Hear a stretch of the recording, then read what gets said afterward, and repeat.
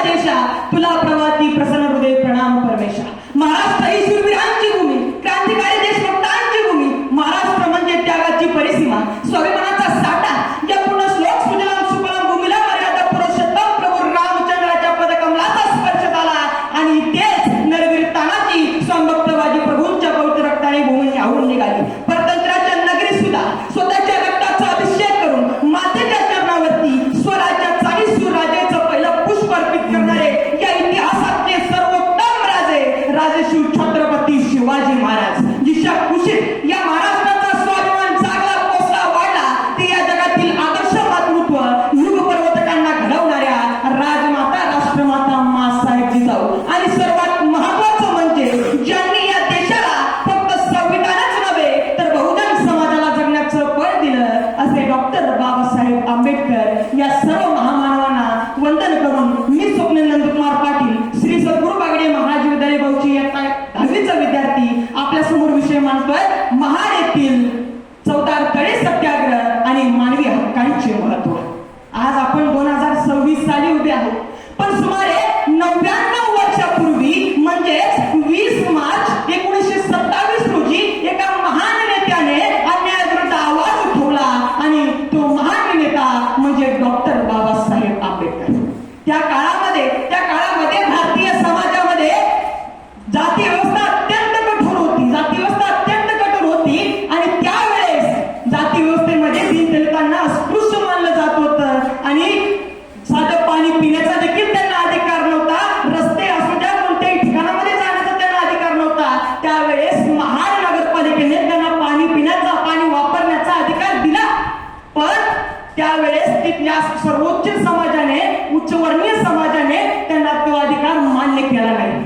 मग त्यावेळेस डॉक्टर बाबासाहेब आंबेडकरांनी 20 मार्च 1927 रोजी सर्व माणसांना घेऊन, हजारो माणसांना घेऊन सभा घेतली आणि त्या वेळेमध्ये सभा घेतल्यानंतर चौदार तळ्याकडे सर्वजण निघाले आणि तिथे गेल्यानंतर डॉक्टर बाबासाहेब आंबेडकरांनी स्वतः पाणी पिऊन दाखवलं, स्वतः पाणी पिलं आणि त्यांचं अनुकरण अनेक लोकांनी केलं.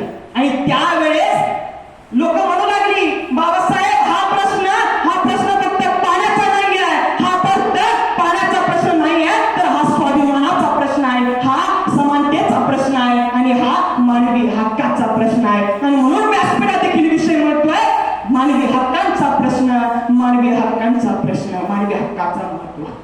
अहो, ज्या बाबासाहेबांनी, आज बाबासाहेबांची 135वी जयंती आहे. 135वी जयंती म्हटल्यानंतर डॉक्टर बाबासाहेबांचं चरित्र आपल्याला माहित असणं गरजेचं आहे.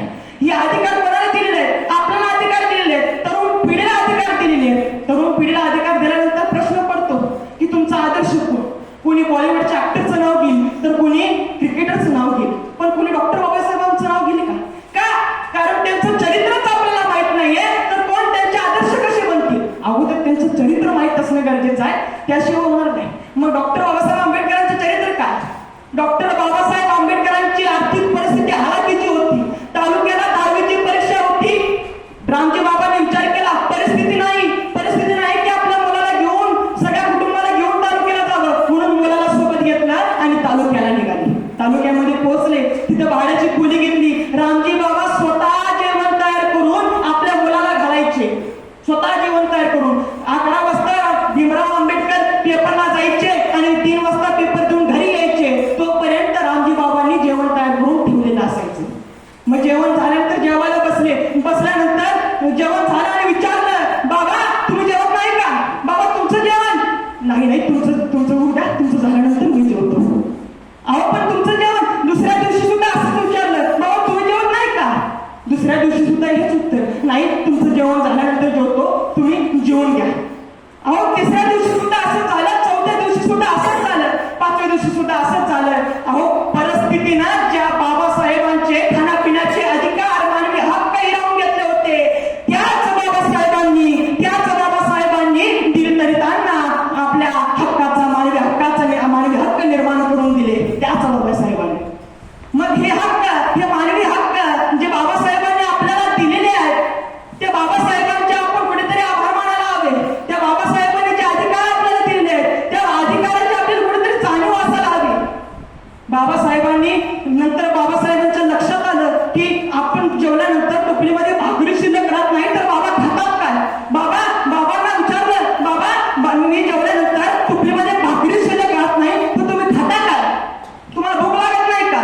त्यावेळेस रामजी बाबाने दिलेलं उत्तर फार मार्मिक होतं.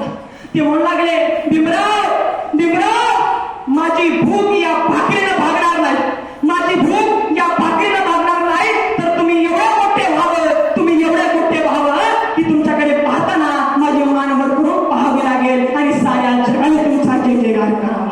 आणि डॉक्टर बाबासाहेब आंबेडकरांनी ते करून सुद्धा दाखवलं. त्यावेळेस माझी भूक भागणार आहे, त्यावेळेस माझी भूक भागणार आहे, अशा रामजी बाबांनी विचार मांडले. अहो, त्या रामजी बाबांविषयी, त्या आंबेडकरांविषयी काहीतरी, आपल्याविषयी काहीतरी माहिती असायला हवी. म्हणून शेवटी जाता जाता एवढेच म्हणेल, आले किती गेले किती, घेऊन पडला भरारा, आले किती गेले किती, घेतला मोठा भरारा, संपलं नाही आणि संपणारही नाही माझ्या भीमाचा धरारा, माझ्या भीमाचा धरारा. म्हणून मला असं वाटतं, दोनच राजे इथे गाजले,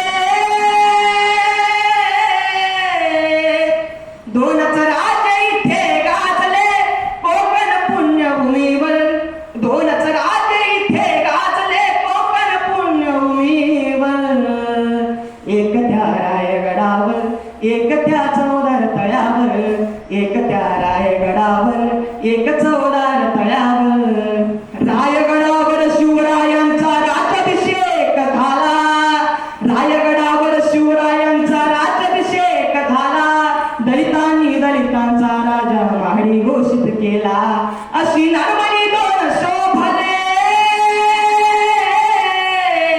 अशी नरमणी दोन शोभले दोन्ही वीर बहादर, अशी नरमणी दोन शोभले दोन्ही वीर बहादर, एक त्या रायगडावर, एक चौदार तळ्यावर, एक त्या रायगडावर, एक चौदार तळ्यावर.